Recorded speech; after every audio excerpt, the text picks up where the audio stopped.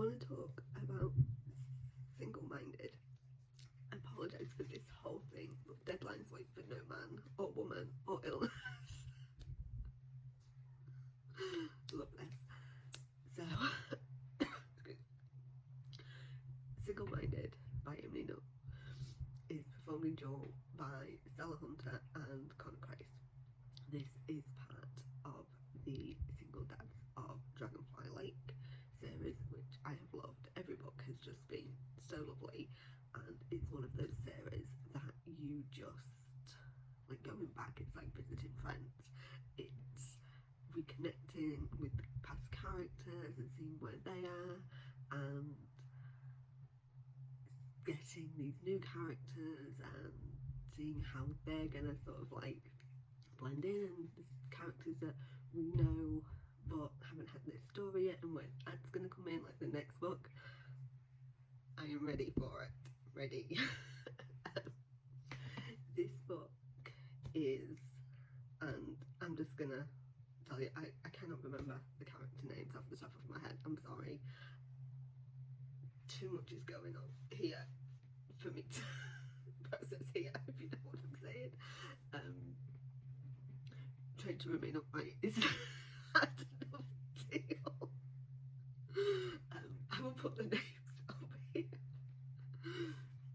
But he is a single dad to 3 girls and is a contractor. He's going for a big promotion and he's working on a new property. A new property he thinks is this rich person that's come to town, and there's that instant attraction, and what they find out through getting to know one another is actually they have very similar backgrounds. She just worked hard and saved to be able to be in the position that she's in now. He does, like most men, allow her financial situation to colour his thought process, but not to the extent where I wanted to bash him over the head. just a tiny bit, maybe on his big toe, but not over the head. And she has come to town, her health, she knew she needed to make some changes, but she doesn't know what to do. She's left this high-powered stockbroker, I think it was stockbrokering, something like that, job, and now she's like, what do I do in this small town? And people are giving her ideas, and nothing is fitting. And she realises she cannot get a good cup of coffee. And so on top of having her house being renovated, she decides she's going to open a coffee shop. And what contractor better than the one that she's already got working for her, right? And so he comes in, he's very standoffish, even though the attraction is there and they're having these moments. He is like, absolutely not, and she's rightly so, like, it wouldn't hurt, was just a little bit of fun. And eventually he does give in. He does give in and go, you know what, we need to keep it separate. I don't want my girls getting hurt. They've been hurt enough. Their mother is just not interested in being a mother. She shows up when she wants, tells them these amazing tales of her travels, and then disappears again and leaves, as you do with kids, with these stories of these travels that they're not going on. And so he's doing the work so that he can take his girls on a trip, and they spend time together, and his girls spend time with her, and you can see that relationship building, and the way she is with his kids is just, honestly, it's what every single parent wants their kids to have, that somebody would care for their kids the way that they would care for them.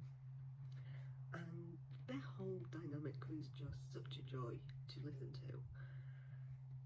And the whole third act breakup thing, I knew it was coming, but still, I was like, what is he doing? What is this? And then he had the nerve to be like, she wouldn't speak to me? What did you think was going to happen, dude? Did you think she was going to be like, oh, it's fine, yeah, I'm just in love with you, but and you broke my heart, but sure, we can be buddies. Like, did you really see that playing out that way? But he does do what needs to be done, which we like. We like a good grovel, right? Especially when they involve the kids. And Stella Hunter was absolutely brilliant. I mean, it's Stella Hunter, right? And the thing with this character and with Stella is she is such a way with her tone of conveying all these different emotions that the character is experiencing, and the character is in such a stage of transition, and we really get the sense of that through the performance that Stella gives, and it is really a beautiful performance.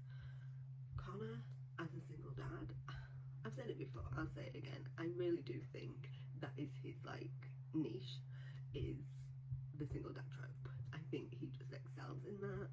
We get to see those sweet dad vibe moments, but then we also get to hear him as the, for lack of a better term, the human adult without children. And I think that's something that every parent, especially a single parent, kind of has that balance between.